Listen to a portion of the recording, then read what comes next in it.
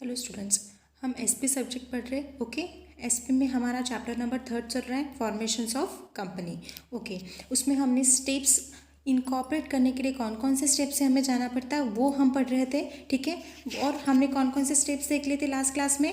हमने देख लिया था पहला, obtain digital signature certificates, register DSC in the name of directors with MCA, obtain directors identification number, apply for reservations of name, finalizing memorandum of associations and articles of association, signing, stamping and dating of memorandum and articles of association, prepare other necessary documents. Okay, अभी हमें क्या देखना है, deciding address for communications, obtain a statutory declaration, finalizing applications and document for incorporations with ROC and obtaining certificates of incorporations. Okay students, ठीक है। अभी हमें कौन सा पॉइंट पढ़ना है, filing of applications and document for incorporations of company. Okay, अब तक हमने क्या पढ़ लिया था, डिक्लेरेशंस देख लिया था। ओके, आज हमें पढ़ना है filing of applications and document for incorporations of company. अब after all the documents are prepared, the promoters have to submit an applications to the registrar of companies in the prescribed form along with all necessary documents and the prescribed fees for incorporations. क्या बोला है कि आपके सारे documents prepare हो जाने के बाद, ठीक है, प्रमोटर्स के पास आपको वो सारे डॉक्यूमेंट्स क्या करने, सबमिट करने। उसके साथ साथ आपको क्या करना, in the prescribe form along with all necessary documents and prescribe fees for incorporations. मतलब जो फॉर्म है वो फॉर्म भर के आपको उस फॉर्म के साथ जितने नेसेसरी डॉक्यूमेंट्स है वो उसके साथ अटैच करके उसकी प्रिस्क्राइब फीस, मतलब जितनी फीस उसके लिए तय है वो फीस उसके साथ आपको क्या करनी है, भरनी है। ठीक है, अब हमने देख लिया। उसके बाद है simplifying proforma for incorporating company electronically. ठीक है, अब देखो उसमें क्या बोला है, rules 38 of companies incorporation 4th amendment rules has introduce with effect from 2/10/2016 simplify integrate process for incorporations of a company. इसमें बोला है रूल्स 38 में दिया हुआ है, उसमें अमेंडमेंट हुई है कुछ। ठीक है, कब 2/10/2016 से वो आपको लागू किया हुआ है। देखो, under this only one form, आपको सिर्फ एक फॉर्म भरना है। ठीक है, अगर आपको इलेक्ट्रॉनिकली आपको कंपनी इनकॉर्पोरेट करनी है तो उसके लिए सिर्फ आपको इंक 32 ये फॉर्म आपको भरना इम्पॉर्टेंट है। ठीक है, कब, कंपनी इनकॉर्पोरेट करने के लिए। ओके, कौन सा फॉर्म है, इंक 32। अब आपको स्पीक्स मतलब simplify proforma for incorporating company electronically. अगर आपको इलेक्ट्रॉनिकली अपनी कंपनी को इनकॉर्पोरेट करना है तो आपको कौन कौन से डॉक्यूमेंट्स फाइल करने पड़ेंगे। देखो, reservations of name of company, आपको कंपनी का नाम रिजर्व करना पड़ेगा। Then incorporations of new company, DIN for directors, PAN and TAN for new companies. Okay, PAN मतलब आपका PAN card and then TAN मतलब आपको tax identifications and tax deductions and collection account number. Okay, अब देखो along with speech form, अगर आपका ये form उसके साथ अटैच हो गया, ठीक है, उसके साथ साथ आपको क्या करना है, उस फॉर्म के साथ आपको memorandum of associations and articles of association को भी अटैच करना है एंड प्रिस्क्राइब फीस, एंड उसके साथ जो भी फीस उसके लिए रखी है वो फीस आपको भरनी है, and other necessary documents for incorporations of a company. और कंपनी को इनकॉर्पोरेट करने के लिए हमें जो भी नेसेसरी डॉक्यूमेंट, जो भी डॉक्यूमेंट लगते हैं वो डॉक्यूमेंट भी उस फॉर्म के साथ हमें क्या करना है, इलेक्ट्रॉनिकली सबमिट करना है। देखो, स्पीच 30 आपको स्पीच करना है। देखो, मतलब आपको इलेक्ट्रॉनिकली अपने कंपनी को इनकॉर्पोरेट करना है तो आपको इंक 32 ये फॉर्म सबमिट करना है। ठीक है, उसके साथ साथ आपको क्या फाइल करना है, reservations of company, reservation of name of the company.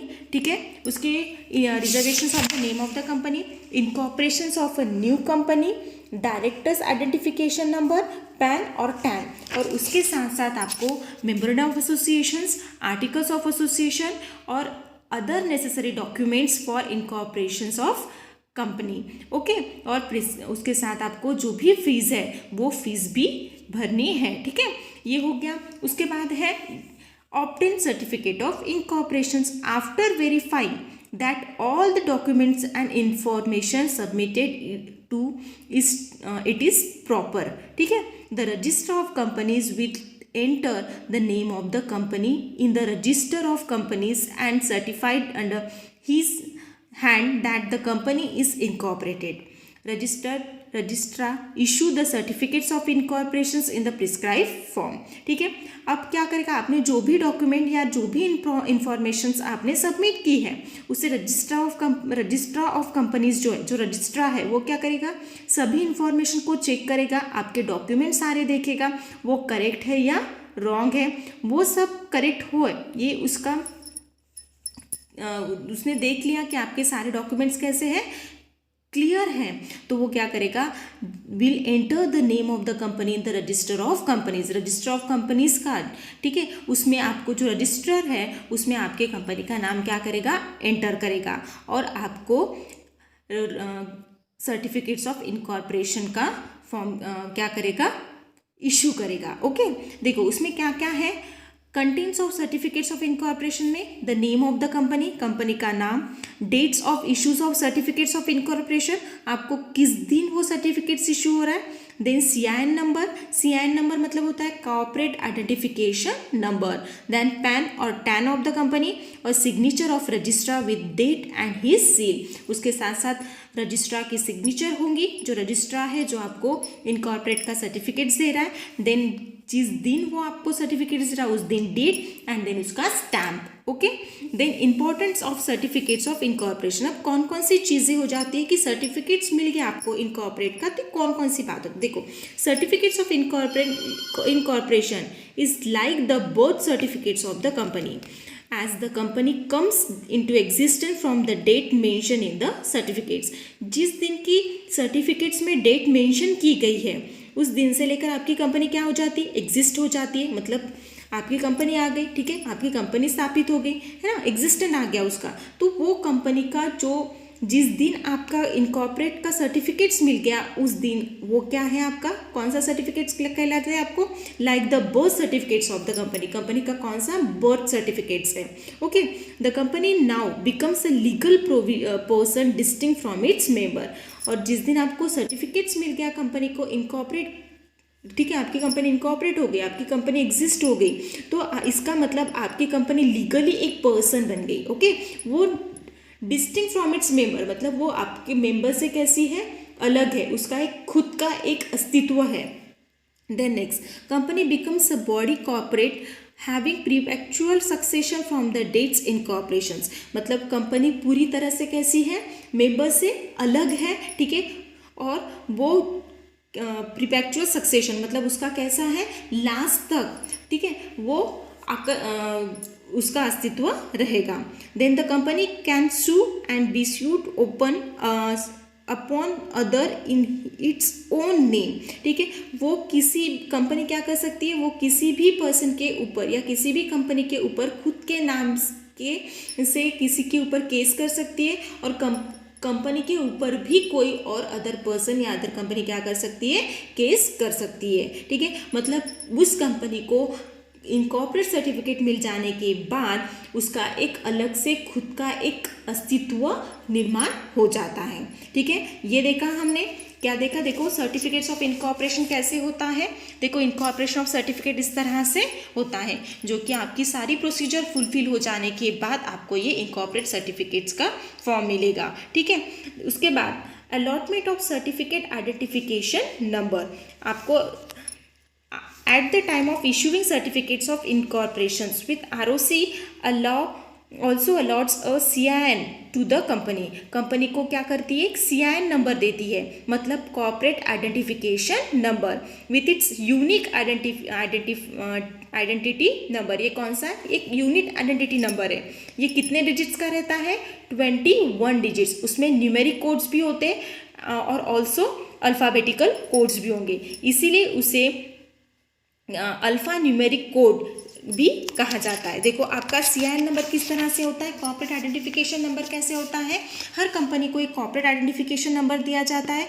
देखो उसको रीड किस तरह से किया जाता है, कितने डिजिट्स का रहेगा, 21 डिजिट्स का, ठीक है। जैसे कि ये देखो ऊपर दिया है आपको, टाटा स्टील लिमिटेड कंपनी है, उस कंपनी को एक आइडेंटिफिकेशन नंबर मिला है, उस कंपनी का एक आइडेंटिफिकेशन नंबर दिया हुआ है, ठीक है। तो आप देख सकते हैं किस तरह से उसका कोड है। अगर आपको पहचानना है, ठीक है, कि ये कोड कैसे पढ़े, तो आप इस तरह से पढ़ सकते हो। अगर स्टार्टिंग में L है मतलब वो लिस्टेड कंपनी है, और स्टार्टिंग में अगर U है तो वो अनलिस्टेड कंपनी है, ठीक है।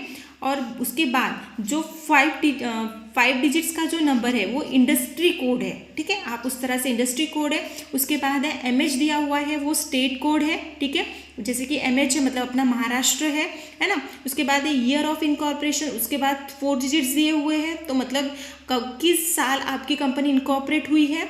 उसके बाद है PLC, अगर आपकी पब्लिक कंपनी है तो PLC रहेगा, प्राइवेट कंपनी है तो PTC रहेगा। देन आपकी अगर 1 पर्सन कंपनी है तो OPC रहेगा। देन लास्ट में आपको जो 6 डिजिट्स नंबर है वो ROC कंपनी रजिस्ट्रेशन नंबर, मतलब आपको रजिस्ट्रेशन नंबर जो दिया जाता है ROC के तौर के पास से, वो एक रजिस्ट्रेशन नंबर होगा। इस तरह से आपको 21 डिजिट्स का कॉर्पोरेट आइडेंटिफिकेशन नंबर होता है। नीचे आपको एक्टिविटीज़ दी